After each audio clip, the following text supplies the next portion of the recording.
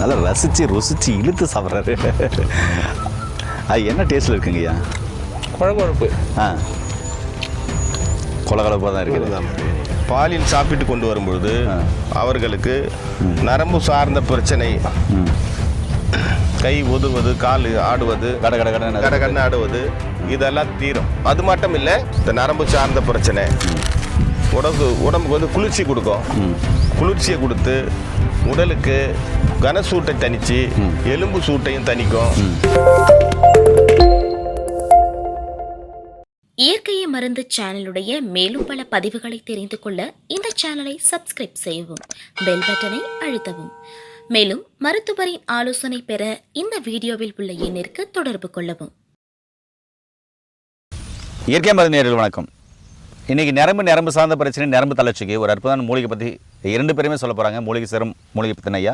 அது என்னன்றது இந்த வீடியோவில் பார்க்கலாம் வாங்க. இன்றைக்கி நிறைய பேருக்கு பார்த்தீங்கன்னா நரம்பு தளர்ச்சி நிறைய பேருக்கு இருக்குங்க. ஆமாம் சார், ஆமாம். அதே மாதிரி நரம்பு வீக்னஸாக இருக்குது, நரம்பு வலுவின்மையாக இருக்குது. இதுக்கு என்ன மாதிரி மூலிகை காமிக்க போகிறீங்க? அது எப்படி சாப்பிட சொல்லுங்கள் சார். இது சிறுவெண்டைன்னு சொல்லுவாங்க. இதுதான் சிறுவெண்டைங்களா? சிறுவெண்டை ரொம்ப அற்புதமான இது. பூ பார்த்தீங்கன்னா ரொம்ப அழகாக இருக்குது. பூ பாருங்கள், மஞ்சள் கலரில் பூ இருக்குது. ஆமாம். இந்த காய் பாருங்கள், இது முற்றிய காய், இது இளமையான காய், இன்னும் பிஞ்சுகள் கூட இருக்குது.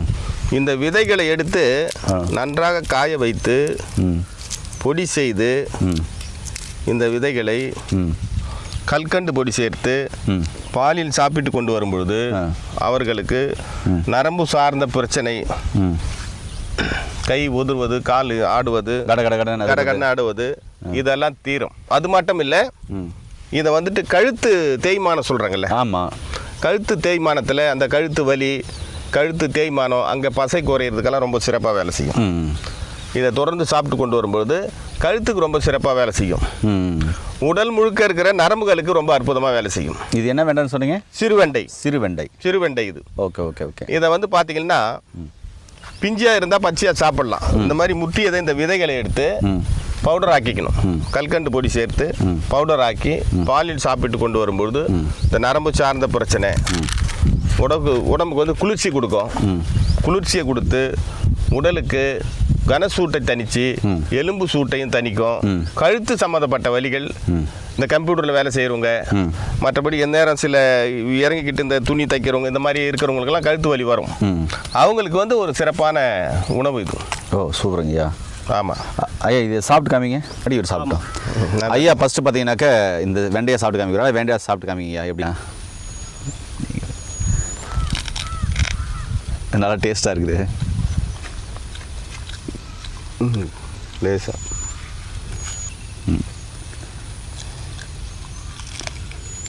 நல்லா ரசித்து ருசித்து இழுத்து சாப்பிட்றாரு. அது என்ன டேஸ்ட்டில் இருக்குங்கய்யா? குழம்பு. கொலகலப்பாக தான் இருக்குது. இவர் விதையை சாப்பிட்றாரு பாருங்க. காய்ந்த விதை இது. பார்த்துங்க, நல்லா தெரியுதான்னு காமிங்க. தெரியுதுங்களா? காய்ந்த விதை இது. நீங்கள் சாப்பிட்டு காமிங்க. பாருங்க, இது அப்படியே சாப்பிடலாம். பாருங்க, நரக்குன்றாரு. இது சொல்லுங்க, என்ன டேஸ்ட்ல இருக்கு? நம்ம காசில் கீரை விதை எப்படி இருக்கும், அதை கூட வறுத்து சாப்பிடுவாங்க. அந்த மாதிரி அந்த லெவலில் இருக்கு. இது பிஞ்சியாக சாப்பிட்றாரு. இப்போது அந்த பிஞ்சி இன்னும் நல்லா டேஸ்ட்டாக இருக்கும். சொல்லுங்கள், அந்த பிஞ்சி என்ன டேஸ்ட்டில் இருக்குது அப்படின்னு சொல்லுங்கய்யா.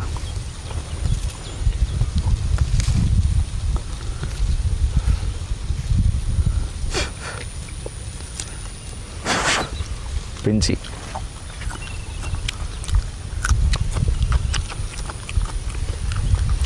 இதே குழப்பு தான். இனிப்பு நல்லா இருக்கு. நேயர்களே, உங்களுக்கு நரம்பு தளர்ச்சிருக்கா?